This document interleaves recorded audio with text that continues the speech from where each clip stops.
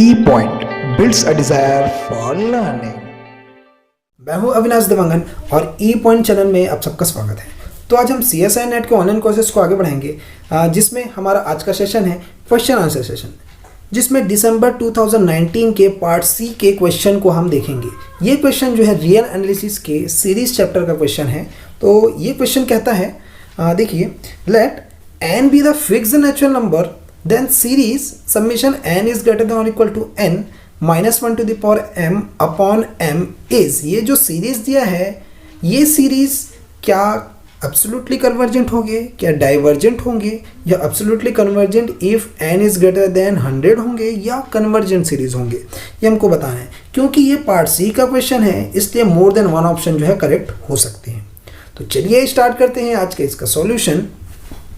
देखिए, सॉल्यूशन में आपको क्या करना है, summation m is greater than और equal to n minus 1 to the power m upon m is equals to, इस सीरीज को हम टेस्ट वाले जनरल फॉर्म में कन्वर्ट करते हैं। जैसे हम सीरीज का टेस्टिंग करते हैं, उसके जनरल फॉर्म में इसको जब कन्वर्ट करते हैं तो क्या होगा, summation m is greater than और equal to n minus 1 to the power m। यहाँ तक तो ठीक है, लेकिन यहाँ 1 अपॉन m जो दिख रहा है, उसकी जगह हमने am को रिप्लेस कर दिया। देखिए, हमने am is equal to 1 upon m को पुटअप कर दिया। ठीक है, तो हमारे पास ये इस फॉर्म में सीरीज बन गया, इसका जनरल फॉर्म। अब देखते हैं इसका हम मॉडुलस निकालते हैं। तो मॉडुलस निकालने पर इस सीरीज का चाहे नेगेटिव वैल्यू या पॉजिटिव वैल्यू आए, वो जो है वैल्यू जो है मॉडुलस इसका पॉजिटिव ही हो जाएगा। अब इसको इस फॉर्म में क्यों लिखे हम, क्योंकि ये जो फॉर्म है वो कुछ दिख रहा है आपको लेमनिस टेस्ट जैसा। तो हम क्या करेंगे, अब लेमनिस टेस्ट को अप्लाई करेंगे। तो लेमनिस टेस्ट क्या कहता है कि कोई भी जो सीरीज है वो कन्वर्जेंट कब होगा, इस टाइप का जो सीरीज है वो कन्वर्जेंट कब होगा, जब ये 2 पॉइंट्स को सेटिस्फाई करेगा। फर्स्ट पॉइंट कहता है limit m tends to infinite am is equals to 0, यानी कि इसकी वैल्यू अगर 0 आती है, ये जो हमने टर्म लिया है इसकी लिमिट अगर 0 आ गई और ये जो सीक्वेंस है वो नॉन इंक्रीजिंग सीक्वेंस अगर आ गई, तो वो क्या होंगे, सीरीज जो है कन्वर्जेंट सीरीज होंगे। तो वही चीज़ हम आगे इसको अप्लाई करेंगे। देखिए, अब हमने am की जो वैल्यू यहाँ ली थी, इस वैल्यू को हम आगे लेके सॉल्व करते हैं। am is equal to 1 upon m, क्योंकि हमको इसमें लिमिट लगाना है इसलिए यहाँ पर भी हम लिमिट लगा देते हैं। तो लिमिट लगाने के बाद 1 अपॉन m जो है, इसमें अगर इन्फिनिट हम पुटअप करेंगे तो ये ओवरऑल वैल्यू जो है लिमिट इसकी 0 आ गई, यानी कि वैल्यू 0 आ गई, यानी कि फर्स्ट कंडीशन जो है वो सेटिस्फाई हो गया। अब आते हैं सेकंड कंडीशन की तरफ, जिसमें हमको नॉन इंक्रीजिंग सीक्वेंस बताने हैं।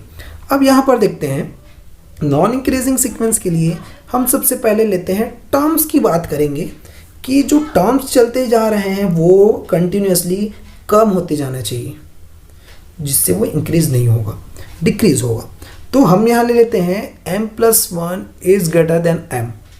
अब चूंकि हमारे पास जो सीरीज है वो फ्रैक्शन फॉर्म में 1 अपॉन m के फॉर्म में है, इसलिए हम इसको रेसिप्रोकल कर लेते हैं। रेसिप्रोकल करेंगे तो इसका साइन जो है चेंज हो जाएगा। तो 1 upon m+1 is less than 1 upon m हो गया हमारे पास, यानी कि ये हमारा बन गया am+1 और ये बन गया am, यानी कि am जो टर्म है वो पहले वाला टर्म हुआ और am+1 बाद वाला टर्म हुआ, यानी कि बाद वाला टर्म जो है वो पहले वाले टर्म से छोटा हो गया, यानी कि टर्म जो है वो कम होते जाएंगे, यानी कि हमको मिल गया नॉन इंक्रीजिंग सीक्वेंस। अब जब ये नॉन इंक्रीजिंग सीक्वेंस हो गया, यानी कि सेकंड कंडीशन भी सेटिस्फाई हो गया, मतलब ये दोनों कंडीशन जब सेटिस्फाई हुआ, यानी कि जो हम सीरीज लिए हैं वो कन्वर्जेंट सीरीज हो गया। अब कन्वर्जेंट सीरीज जब हो गया ये, यानी कि अब ऑप्शन की तरफ बढ़ते हैं। ऑप्शन में अगर देखिए तो फोर्थ ऑप्शन कहता है यहाँ पर कन्वर्जेंट, तो हमारा फोर्थ ऑप्शन जो है वो करेक्ट हो गया। तो फोर्थ ऑप्शन यहाँ पर करेक्ट हो गया ये। अब जाते हैं हम सेकंड ऑप्शन की तरफ, जो कि कह रहा था डाइवर्जेंट। सेकंड ऑप्शन डाइवर्जेंट कह रहा है। अब डाइवर्जेंट कैसे होगा, सिंपली आप बोल सकते हैं कि जब ये सीरीज जो है कन्वर्जेंट है तो डाइवर्जेंट हो ही नहीं सकता, यानी कि नॉट डाइवर्जेंट। तो ये ऑप्शन जो है वो रॉन्ग हो जाएगा। अब जाते हैं फर्स्ट ऑप्शन की तरफ, जो कि कहता है एब्सोल्युटली कन्वर्जेंट। अब एब्सोल्युटली कन्वर्जेंट की तरफ पहले से हम अपना माइंड दौड़ाते हैं कि होता क्या है। एब्सोल्युटली कन्वर्जेंट देखिए अगर, तो ये जो सीरीज है, मतलब सीरीज जो भी टर्म है उसका मॉड वाली सीरीज जब कन्वर्जेंट होगा तो सीधे से जो सीरीज़ है वो एब्सोल्युटली कन्वर्जेंट हो जाएगा। तो यानी कि हमको इस पे फोकस करना है, इसका जो वैल्यू हम जो फाइंड आउट करेंगे वो कन्वर्जेंट आना चाहिए, तब ये हमको मिल जाएगा। अब देखते हैं इसका मॉड की तरफ जाते हैं सीधे से। हमारे पास सीरीज़ ये है -1/m⁴, ये m टर्म है इसका। अब यहाँ पर हमने इसका मॉड लगा दिया, तो मॉड लगाने के बाद हमको मिलता है इसकी पॉजिटिव वैल्यू यानी कि 1/m। अब 1/m क्या सीरीज़ के फॉर्म में, समीशन के फॉर्म में अगर इसको लिखें तो ये हमको मिल गया। अब ये जो सीरीज़ है वो हमेशा डाइवर्जेंट होता है। अब क्यों डाइवर्जेंट हुआ, इस पे ज़रा फोकस करें। बाय पी सीरीज़, आपको याद होगा पी सीरीज़ हमने पहले पढ़ चुका है सीरीज़ वाले चैप्टर में। तो आप हमारी प्लेलिस्ट में जाकर सीरीज़ के वीडियोस को देख सकते हैं। यहाँ पर पी सीरीज़ को हमने बताया था कि अगर पी सीरीज़ में 1/n⁴ फॉर्म में हो और उसमें p की वैल्यू यानी कि पावर जो है अगर 1 हो तो सीरीज़ जो है वो डाइवर्जेंट हो जाता है। तो ये सीरीज़ क्या होंगे, डाइवर्जेंट होंगे। अब जब सीरीज़ डाइवर्जेंट हो गया तो क्या होगा, क्योंकि हमने कन्वर्जेंट कहा था, कन्वर्जेंट होता तभी एब्सोल्युटली कन्वर्जेंट होता, लेकिन डाइवर्जेंट हो गया तो नॉट एब्सोल्युटली कन्वर्जेंट होंगे, यानी कि ये एब्सोल्युटली कन्वर्जेंट नहीं है। Option 1 is wrong. अब जाते हैं थर्ड ऑप्शन की तरफ। थर्ड ऑप्शन कहता है absolutely convergent if n is greater than 100।